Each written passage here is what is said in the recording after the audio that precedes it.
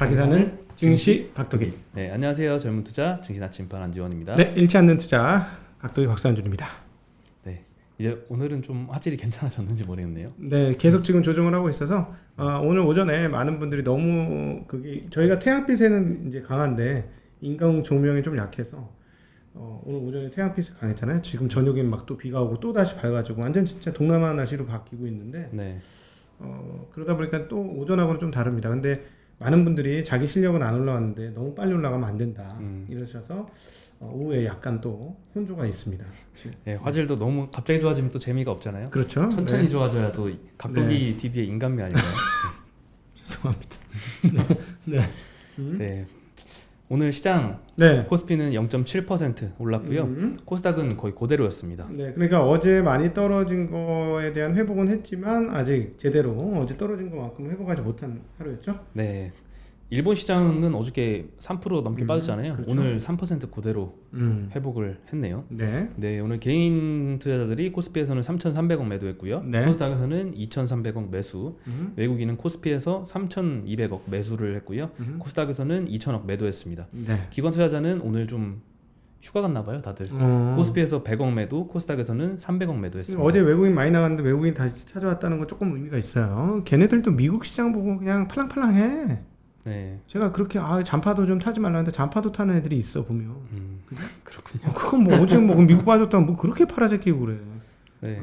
어저께 많이 팔았는데 우려가 좀 생각보다는 아니었나 싶었는지 오늘 많이 좀 되돌리는 모습이었고요. 네. 어저께 6월 수출 데이터 말씀드렸었는데 자동차 그리고 화학 섹터가 석유화학 섹터가 좀 1, 2위를 차지를 했었죠. 그렇죠. 오늘 거기도 좋았죠. 네, 오늘 두 섹터가 오늘 업종 상승률 기록을 했습니다.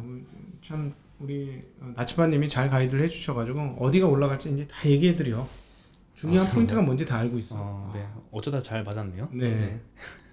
오늘 현대차 관련해서 이제 현대차 그룹주들이 전부 다 상승세를 보였는데요. 보스턴 다이내믹스 인수 완료했다라고 공시를 했습니다. 네. 소프트뱅크 그룹으로부터 이제 구주하고 이제 신주 발행한 것까지 해서 총 3,700억 정도를 투자해서 인수를 했고요. 이번 거래에서 평가된 기업 가치는 11억 달러입니다. 네, 1조 초반대죠. 네. 인수 후의 지분율은 현대차 그룹이 80%, 소프트뱅크 그룹이 20% 가져가는 구조고요. 해당 인수로 이제 스마트 모빌리티 솔루션 제공업체로의 전환이 조금 빨라지는 게 아닌가 이런 기대감이 있습니다. 네. 그리고 보스턴 다이내믹스는 이제 작년 기준으로는 매출이 300억, 순이익은 한 마이너스 1,500억 정도 나는 회사. 300억 매출에 마이너스 1,500억. 뭔가 많이 하고 있네요. 네, 그렇죠. 앞으로 더 많이 하겠죠. 그리고 오늘 리포트가 좀 많이 나왔는데요. 일단 어저께 모건 스탠리에서 기아차 10만 원으로 목표가 상향한 리포트가 나왔고요. 네. 오늘도 골드만삭스에서 99,000원 매수 리포트가 나왔고 JP 모건도 목표가 12만 원이나 냈습니다. 네. 그래서 리포트에 힘입어서인지 오늘 외국인 매수가 좀 강세를 보였고요. 네. 제일 목표가를 많이 쓴 JP 모건 창구에서 매수가 굉장히 많이 나왔습니다. 현대차, 기아, 현대모비스 전부 다 매수 창구 1위가 JP 모건 창구였고요. JP 모건이 샀다는 건 아니고 JP 모건 창구를 통해서 많이 매수가 된 거죠. JP 모건이 어제 연합인포맥스 저녁에 저희가 자동차 하는 걸 본 모양이네. 네, 그래서 그런가요? 시중에 이렇게 떠들었던 것 같아요. 그렇군요. 네. 어저께 그리고 그 메리츠증권 김준성 연구원님이 리포트를 낸 걸 한번 언급을 해드렸었는데요. 네. 현대위아 그 EPS 추정치를 굉장히 많이 상향을 시켰잖아요. 그렇죠. 네, 오늘 한 6.5%. 업종에서 제일 많이 올랐네요. 업종 내에서는요. 네, 그렇죠. 그리고 기타 뭐 자동차 부품주도 오늘 많이 올랐고요. 그리고 오늘 제가 그 베스트 애널리스트 환경에서 선정을 했더라고요. 네. 김준성 연구원님이 1등을 차지를 했더라고요. 네, 김준성 축하드립니다. 연구원님이 아주 상상력이 뛰어난 사람이에요. 상상력이 뛰어나서 미래차에 대한 전망들을 아주 뛰어나게 잘하시는데 로보택시에 있어서는 제가 약간 태클을 걸었습니다. 그건 조금 더 나갔다. 로보택시까지는 조금 많이 나간 것 같다. 그 얘기 리포트에 썼었. 저희 김필수 교수님하고 그래서 그거 관련해서 한번 저희가 대담을 했었죠. 그렇군요. 예. 네, 그리고 같은 업종인데요. 키움증권이 오늘 주가가 8%나 올랐습니다. 엄청나네. 증권주가 웬일이야. 네, 기존까지는 이제 브로커리지의 강점을 가진 그런 증권사라고 이제 이미지가 좀 박혀 있었는데요. 이번에 RCPS라고 상환전환 우선주를 발행을 했습니다. 네. 4,400억을 발행해서 자기 자본을 많이 높였습니다. 네네. 이제 자기 자본이 한 3조 원이 넘었습니다. 네. 근데 증권사는 이제 3조 원이 넘으면은 새로운 사업을 할 수가 있잖아요. PBS 사업을 할 수 있고요. 그렇죠. 종합증권사가 되면서 그리고 기업 신용공여 업무를 할 수가 있습니다. 네. 네, NH증권 리포트가 나왔는데요. 키움증권에 대해서 2022년도에서 2023년에는 자기 자본이 4조 원을 달성을 해서 초대형 IB도 가능할 것이다라고 전망을 했습니다. 네. 이렇게 되면은 이제 키움증권에 대한 인식이 조금 바뀌어야 될 것 같습니다. 기존에 이제 브로커리지만 하는 회사에서 네. IB 또 하는 이제 종합금융투자 회사라고 네. 이제 이미지가 바뀌겠죠. 선전은 어떻게 바뀔까? 옛날 진짜 키움 선전은 정말 날리기가 정말 정말 증권 업종에 있는 사람으로서 상당히 좀 창피한 수준에 이러면서 기억 안 나요? 와, 너 우리 깜짝 놀랐어. 막 이러면서 야 진짜 증권사를 저렇게 만들어 놓는구나 하면서 품위 유지가 안 됐었죠. 그 덕분에 좀 많이 뜬 거 아닐까요 또? 그렇죠. 요즘 또 정확하게 파악한 거야. 그 어떤 대중적인 감성이 무언지를 파악했으니까 잘한 거죠. 네. 그리고 오늘 타이어 업체가 좀 강세를 많이 보였는데요. 마찬가지로 그 화학 쪽에서 그 베스트 애널리스트 윤재성 연구원님이 선정이 됐더라고요. 예, 그 고맙게도 타이어 업체 글로벌 업체죠 굿이어에서 CEO가 인터뷰를 했는데 요거를 잘 정리를 해주셨습니다. 그 내용을 한번 언급해드리면요. 현재 타이어는 수요가 공급을 앞서는 상황인데 반도체 쇼티지가 해결이 된다면 타이어 수요는 더 커질 것이다. 네, 이렇게 얘기를 했고요. 그리고 원재료 가격 상승을 감안해서 타이어 업체들이 지금 앞다투어서 가격 인상을 하고 있다라고 하는데요. 이거는 뭐 공급보다는 이제 수요단에서의 영향으로 가격을 올리는 거니까 굉장히 좋은 가격 인상인 것 같습니다. 그리고 타이어 안에 이제 센서를 내장해서 자동으로 타이어 마모를 관리하는 지능형 타이어를 좀 언급을 했거든요. 만약에 이게 이런 시대가 오면은 이제 타이어의 ASP라고 하죠. 평균 판매 단가가 좀 많이 올라가는 요인이 아닐까 싶고요. 그리고 타이어 생산에 정유 제품 대신 대두유 등을 사용을 해서 탄소 배출 저감을 위해 노력 중이라고 합니다. 그래서 지금 타이어 관련 네 말씀하시죠. 네, 금호 타이어가 오늘 7%, 한국 타이어 앤 테크놀로지가 7% 올랐고요. 넥센 타이어는 1.5% 상승 마감했습니다. 이거 관련해서 뭘로 만듭니까? 타이어가 고무로 만들잖아요. 예. 고무로 만드는데 이제 생고무, 그다음에 합성고무, 타이어 코드 뭐 이런 거를 통해서 만들잖아요. 네. 네, 그 생고무를 많이 잘랐나 봐. 이쪽 저 동남아에서요. 그래서 생고무 가격이 좀 오른다는 지금 뉴스들이 있고요. 네. 또 하나 합성고무 가격이 생고무가 높으면 떨어질까요?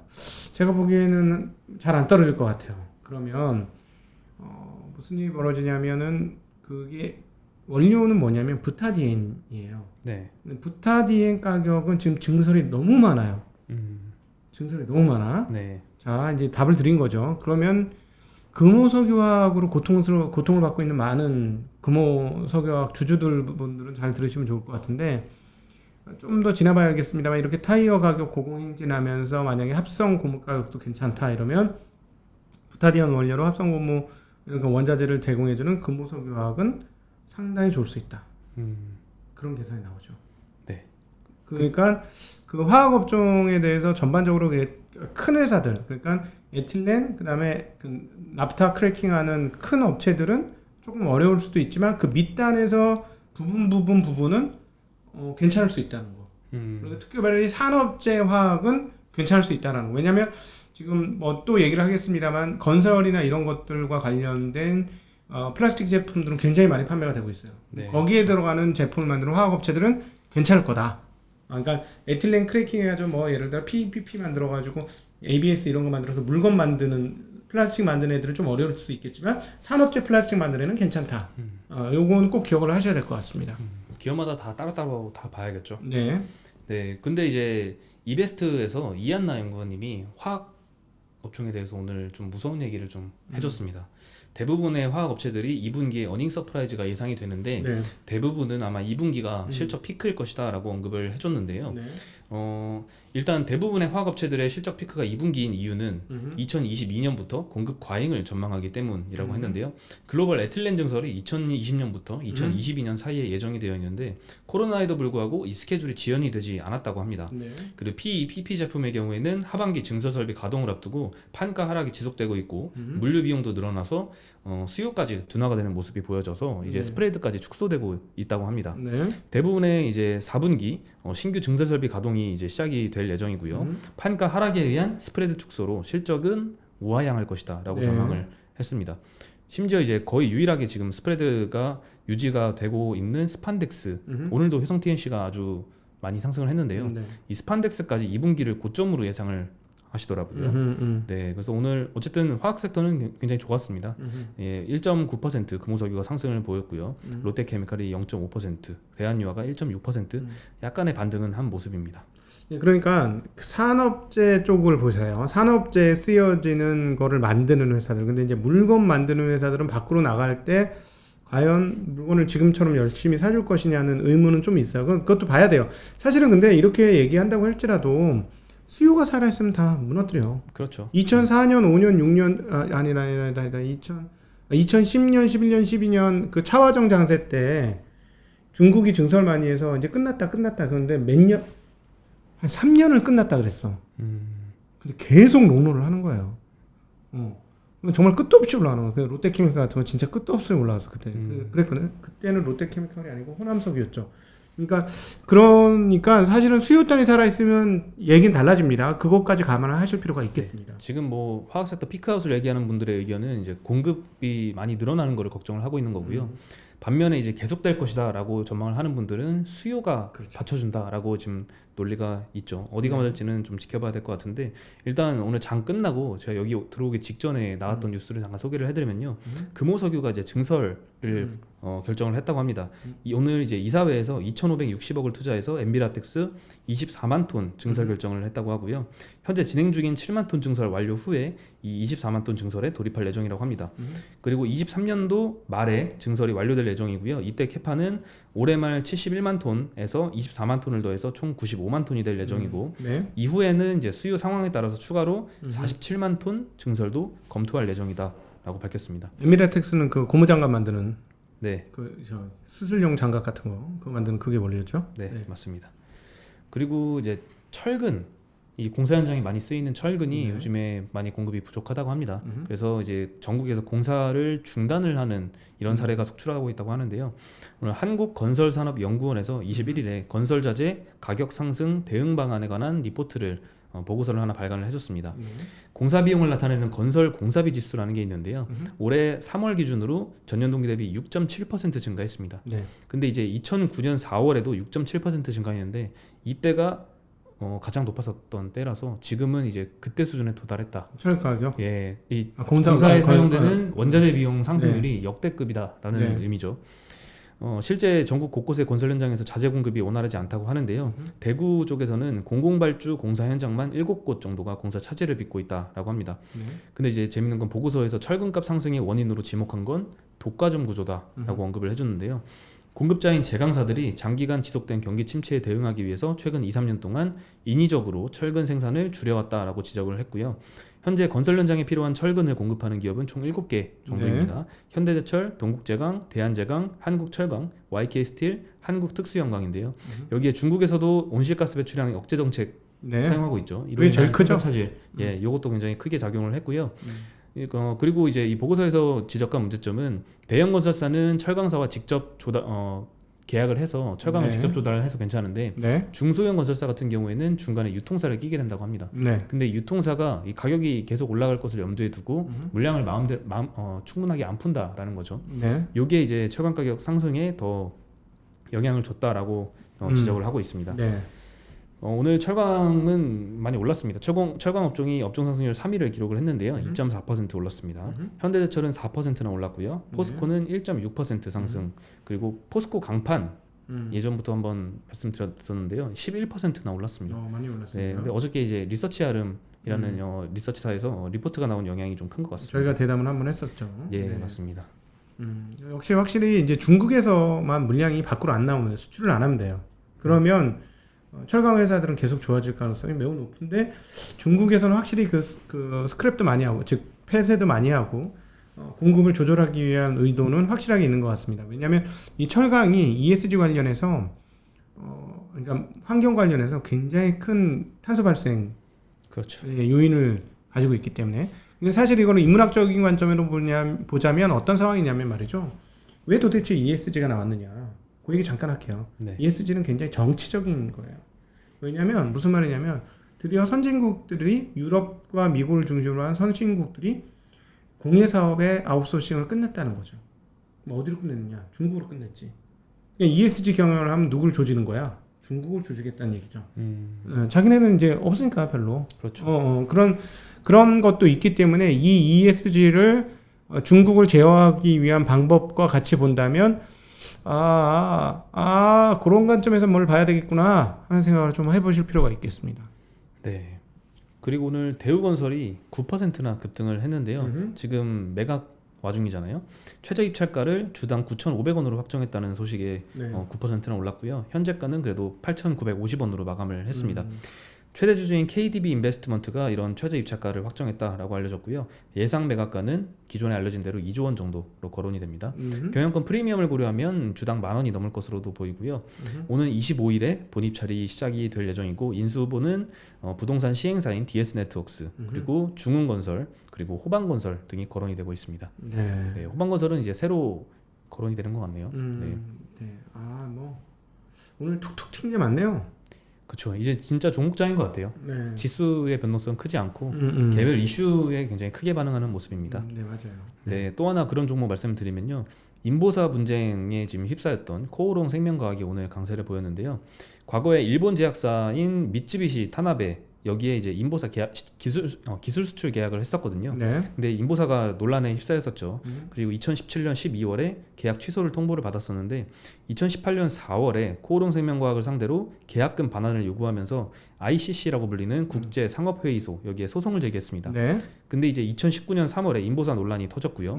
이후에는 이제 계약 취소 사유를 이것 때문에 추가를 했다고 하고요.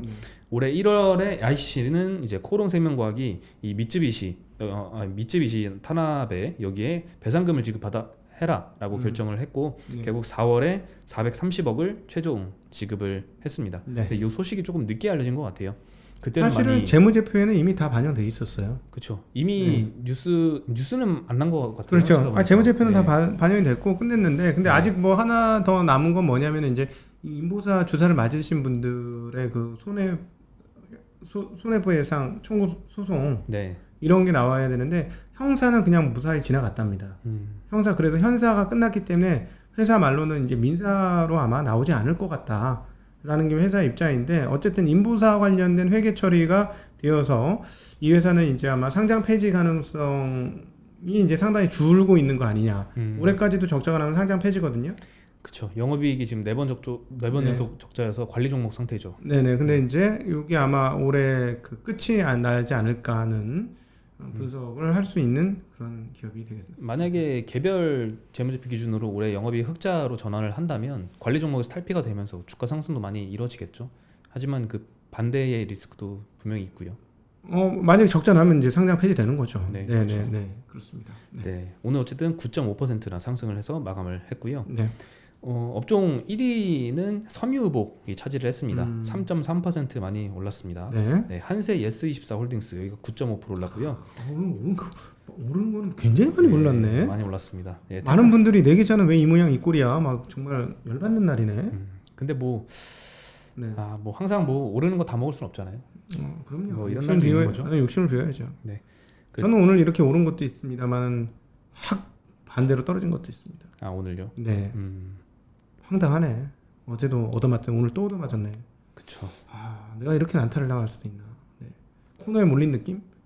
그러나 저는 이겨 나갈 겁니다. 맷집이 세요.